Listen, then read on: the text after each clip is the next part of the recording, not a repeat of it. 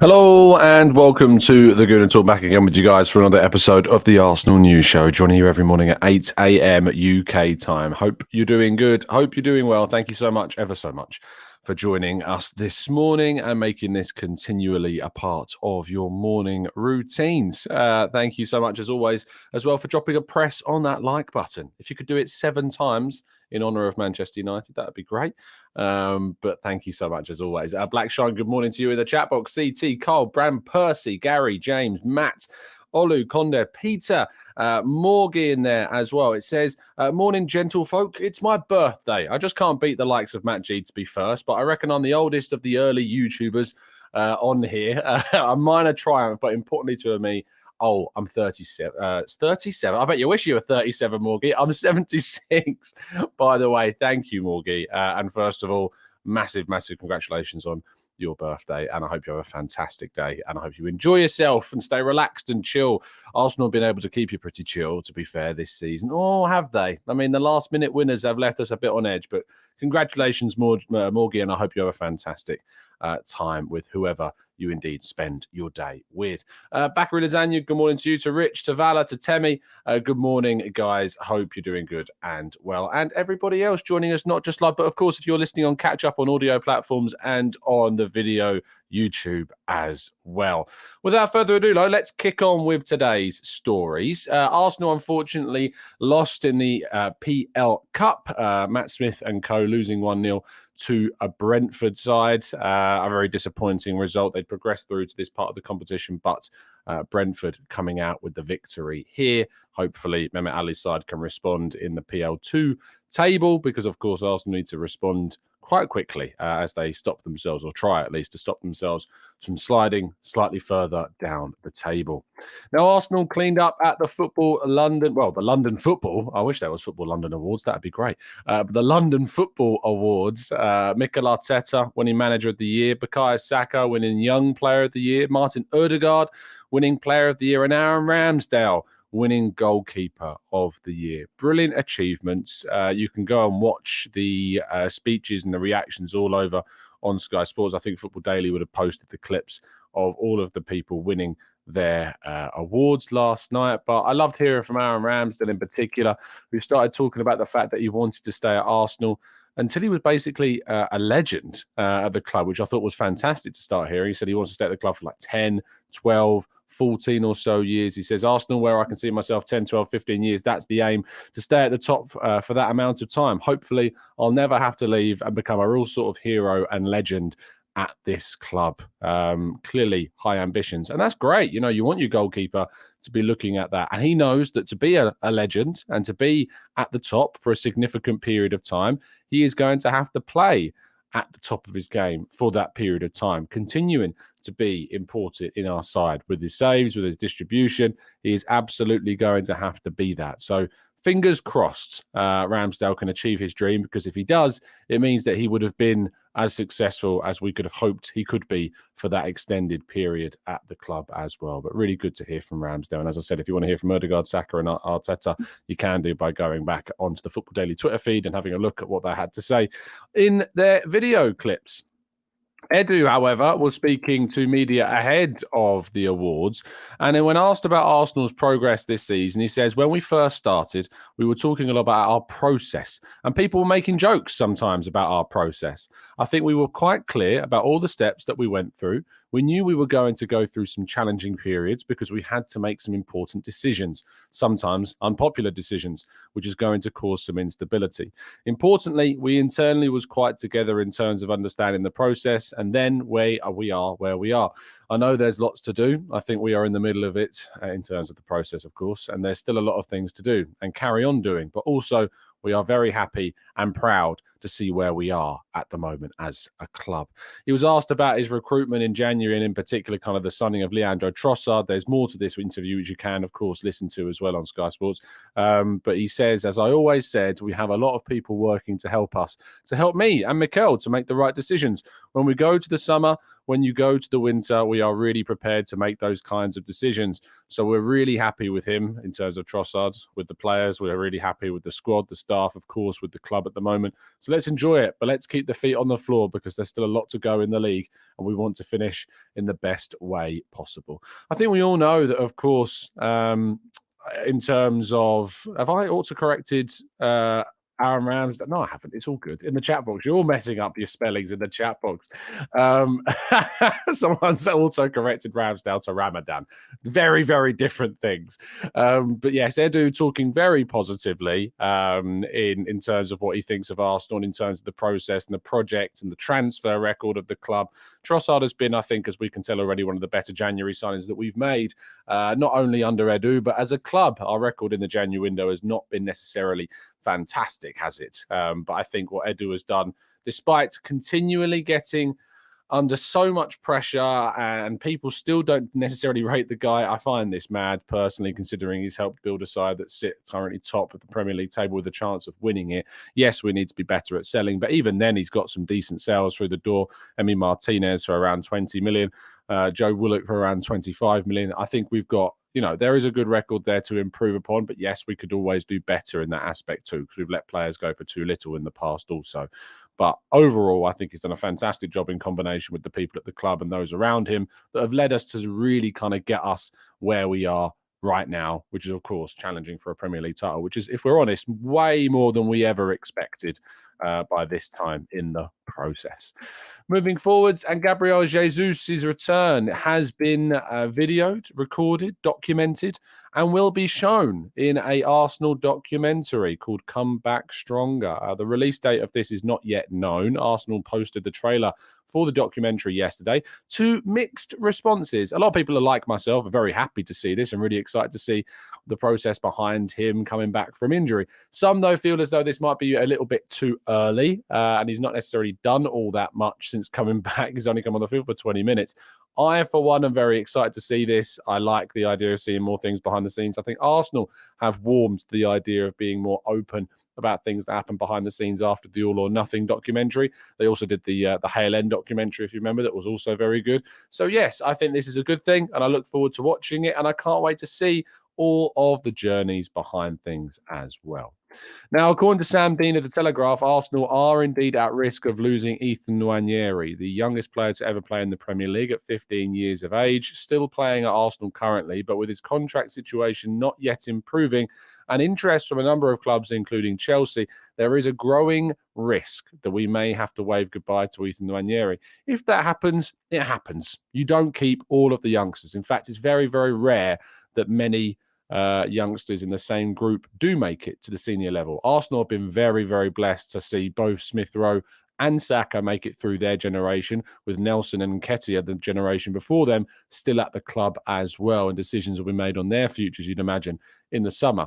We have produced some fantastic talents, and you are never, ever, ever going to be able to keep all of them. It's just there's not enough space. There's not enough room. I hope that Nwaneri stays. I hope that he's very successful at Arsenal, but if he doesn't, we will move on, and there will be plenty more exciting talent to come through the doors and to make it into the first team, I'm sure, in the future.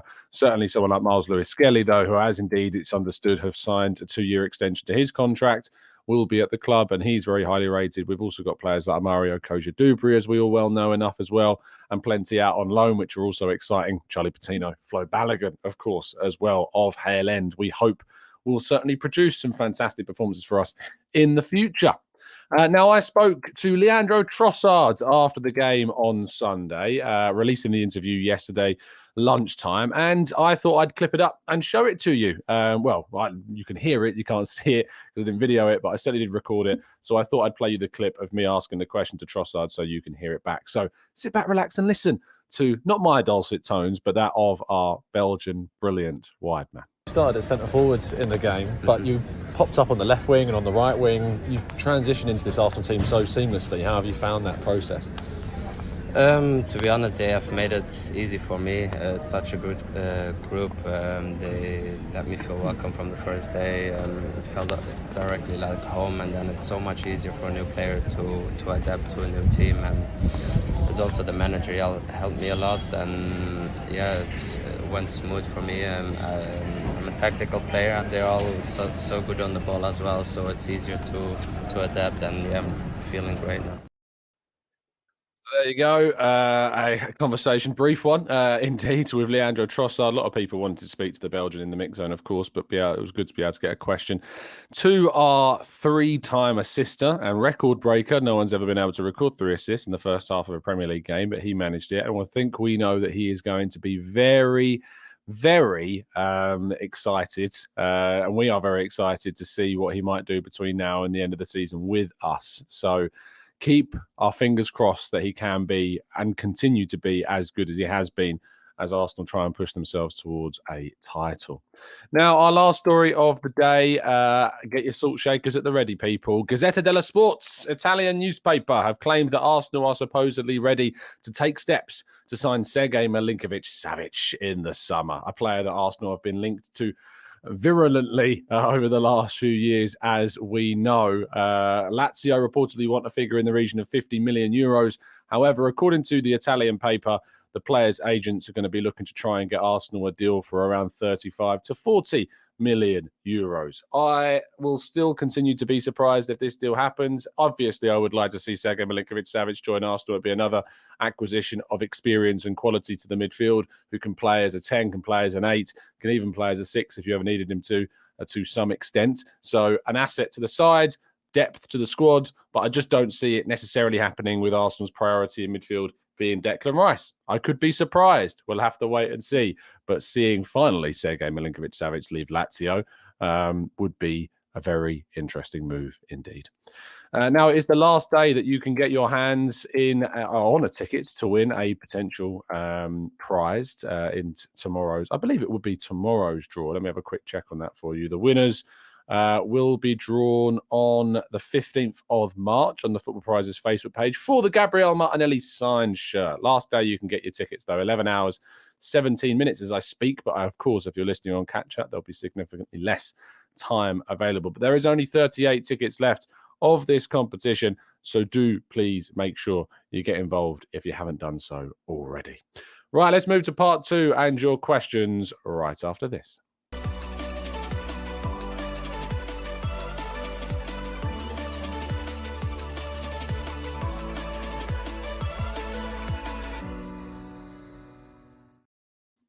Thank you to everybody as well that has already got yourselves some of our TGT non-profit merch. I can tell you that we have raised already in just a few days over £400 for charity. Both Cancer Macmillan Support and the Arsenal Foundation will be receiving 50-50 splits of that figure, which is fantastic. So thank you so much. I received a photo yesterday of a massive pile of packages that are ready to be sent out. So some of you indeed will be, I'm sure, well, all of you, of course, that have bought them will be receiving them very soon. But those that ordered on the first day, of course, thank you so much. But everyone else afterwards, and that still are continuing to bring in the money for the charities that we are supporting, thank you so much to continue doing so. For those that are wanting to still be able to get their hands on one or both of our home and away caps, what you can do is you go to the link in the description or the store page on the YouTube homepage of the channel, and you can find the links to get your caps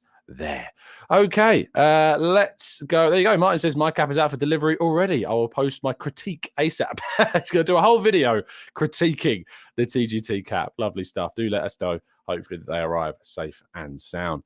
Let's go to Matt. Says, Tom, do you know which Arsenal players are away on international duty? So far, the only one I've seen get called up is Thomas Partey. We've not really had too much news around who else is going. I don't think the England squad has come out as of yet, which is quite strange. It's getting quite close to the international break, and yet we still don't know. As soon as we know more, Matt G, we will cover it. Don't you worry. Yomi says, Tom, if we win the league this season, can we all agree that Rob Holding is a club legend? I'm not sure I would subscribe personally to that viewpoint, but certainly one of the most committed club servants that we've had. And of course, he's produced some, cup final performances in the FA Cup that were excellent. But to see him win a Premier League winners' medal would also be fantastic. I'm sorry that he didn't cost 100 million and only cost, I think, what was it, 1.5, something silly. But it's certainly been a fantastic addition. And I think I say fantastic addition because I think that for the money that we paid, he's put in some top performances during his career. Sure, he's not your Gabriel Jesus's. He's not your Zinchenko's or your Partey's, but I do think that Holding has produced certainly well above what we invested in him as a player. Yeah, Jason says, with Chelsea releasing up to 12 players in the summer, is there anyone that you would take at Arsenal? I mean, Mason Mount is an interesting figure, and I know a lot of people are looking at Liverpool mainly to go after him, but I think he'd be a great option. I left 8. I think he'd be a great player to bring in, but there is a lot of competition already for Mason Mount. Smith Rowe's future, you'd think if you bring in Mason Mount, what happens to him?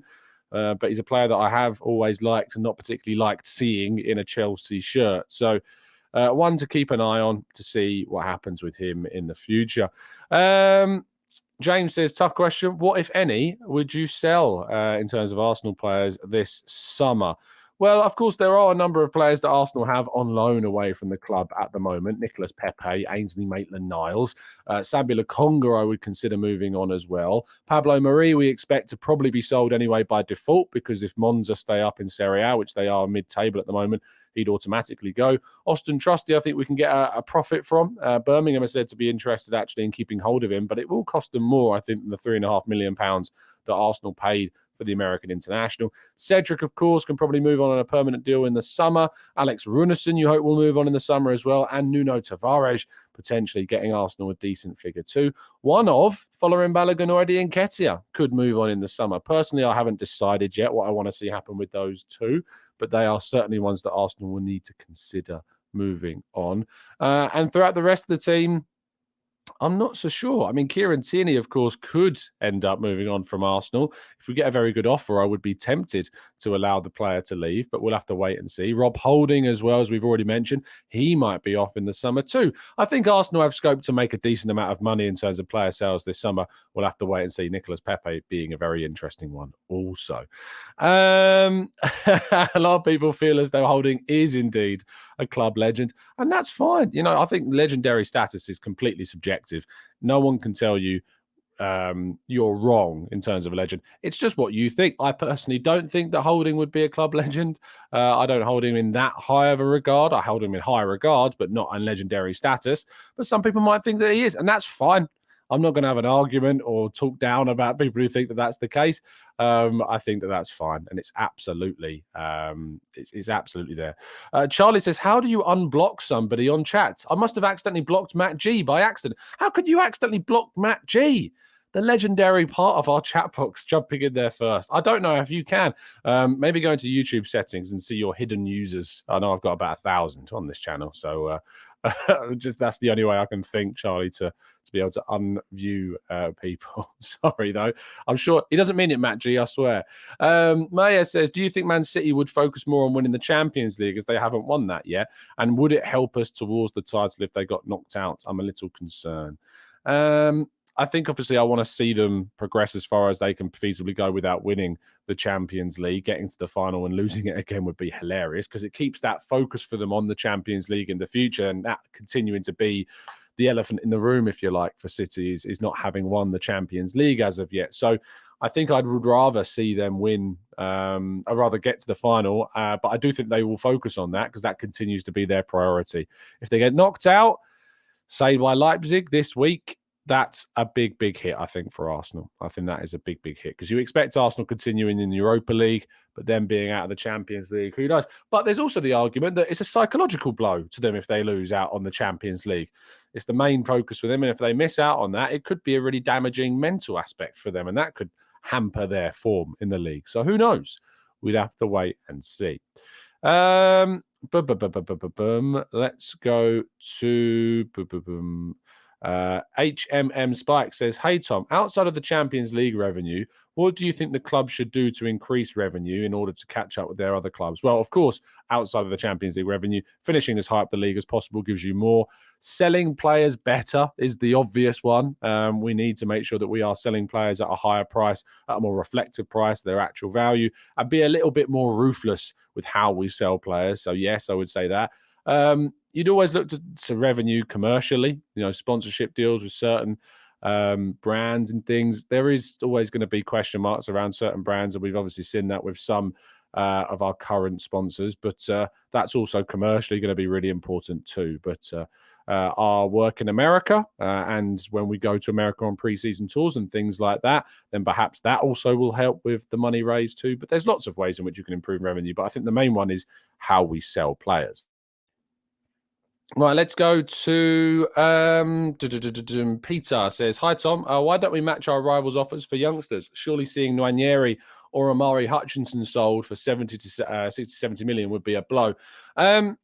It's interesting because Amari Hutchinson obviously moved to Chelsea and there was apparently greater guarantee of minutes, which hasn't necessarily happened. He has made his Premier League debut now, but he moved to Chelsea, I think, because he just felt there wasn't necessarily the pathway at Arsenal, which is a bit ironic considering there really was a pathway this season with the amount of injuries we'd had in those wide areas. And where Nelson's got the chance, it could have been Hutchinson, especially when Nelson was injured.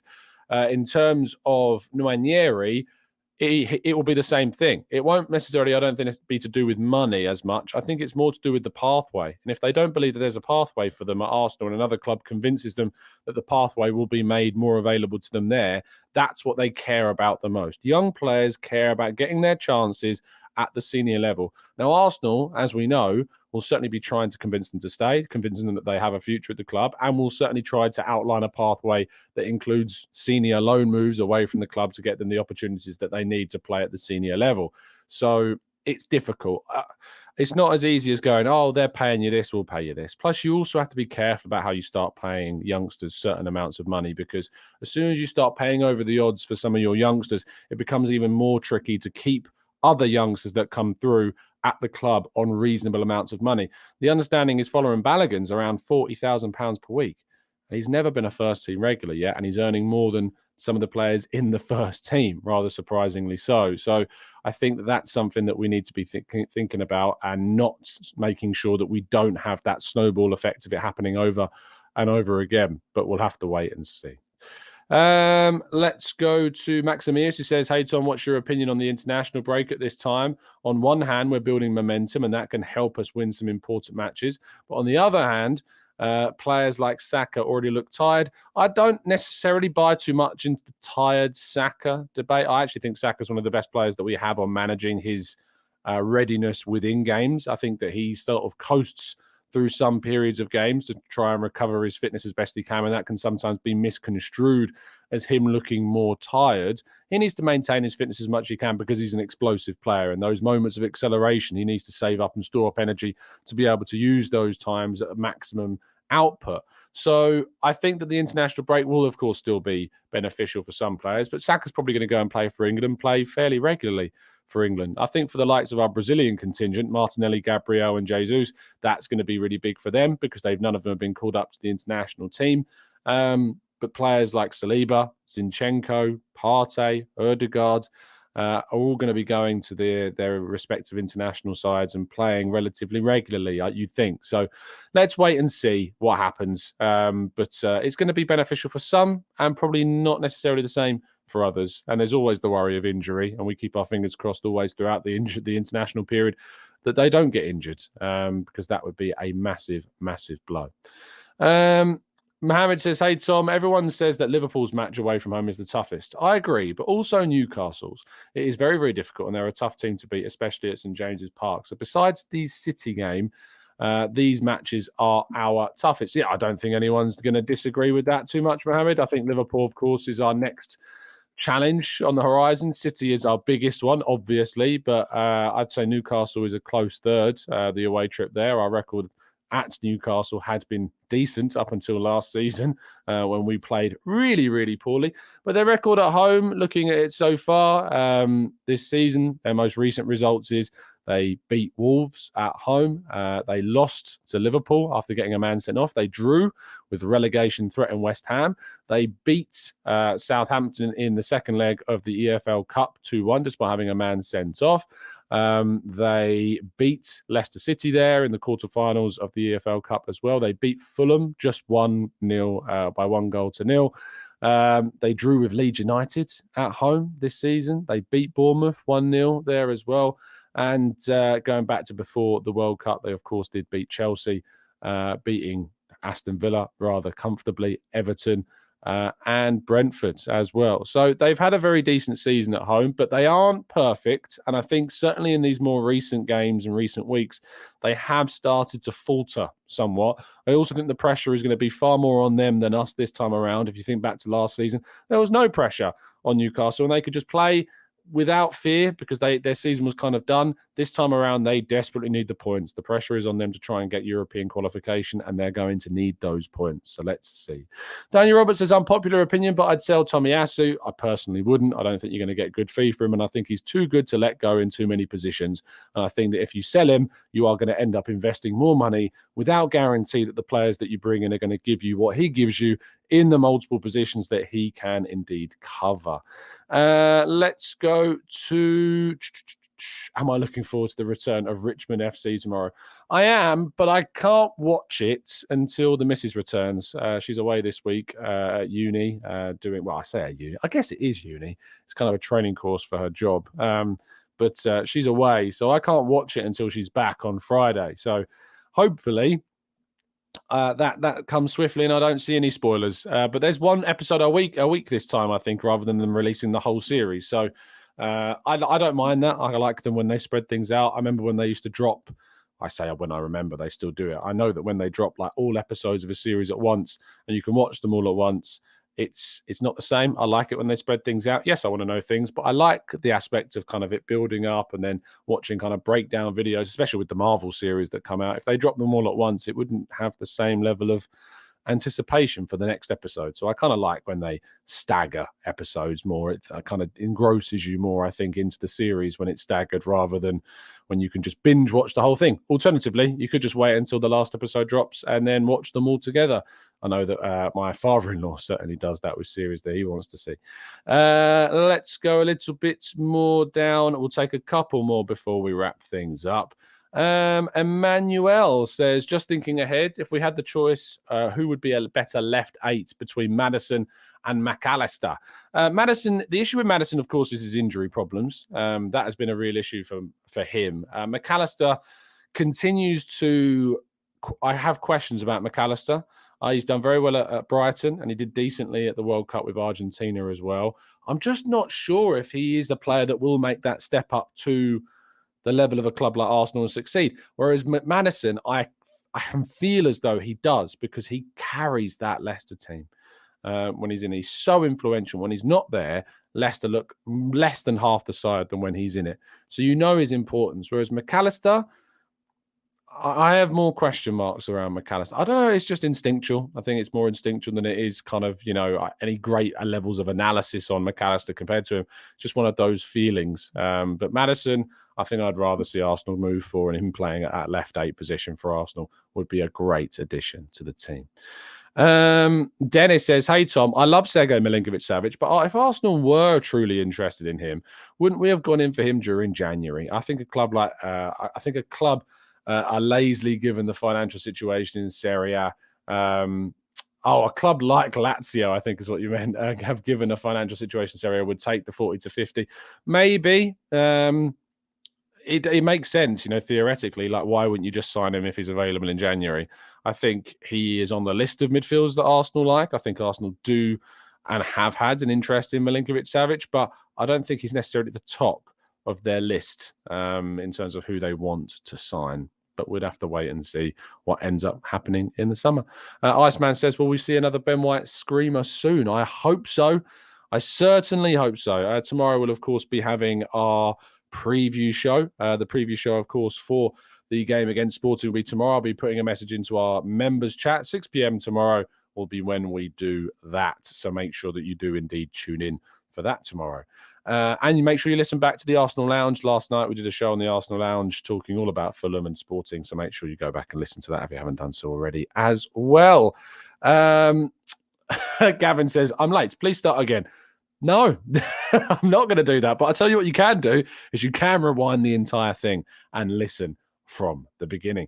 Aditya says, Tom, is Reece going to be sold or do we need to extend? I mean, he can't be sold unless we sign him up to a brand new contract because his contract runs out in the summer. There are said to be negotiations going on. The club are said to be in discussions with him. I think that for me, it is going to be I think it's going to be tricky still for Reece Nelson to establish himself as a first-team regular, just based on what we've seen from the first-team regulars that we have at the moment. But it seems as though a contract could still be agreed with the player.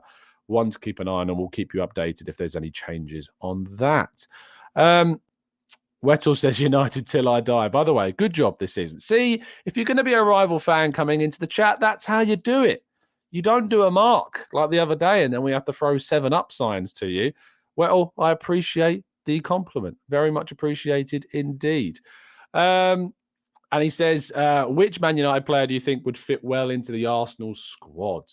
Interesting question. I mean, Manchester United's team, I think you look at someone like Lisandro Martinez. I don't particularly like his demeanour and his personality, but I think he would have played quite well in that left-back spot for us. I know he plays left centre-back at the moment, has played in DM, but I think Arsenal certainly looked at him as a player that would come in and play where Zinchenko is playing right now, and they would transition him more into an out-and-out left-back that would roam forwards.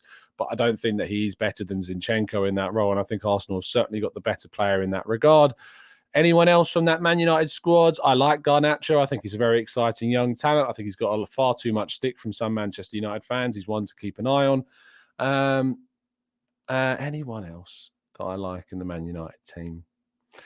I mean, if Jadon Sancho is not going to succeed there and is able to move on, and Arsenal could revive and see what he did at Dortmund and think they could get that out of him, I'd be interested in someone like him and seeing if you could get a better player out of Sancho than what Man United have got so far, but that's probably about it. So there you go. Let's go. What? Yeah, please. I mean, if someone's going to come into the chat box and put in fairly decent, even though they're a rival fan, and they're going to come in and put in, decent comments, fair questions, they are more than welcome to stay.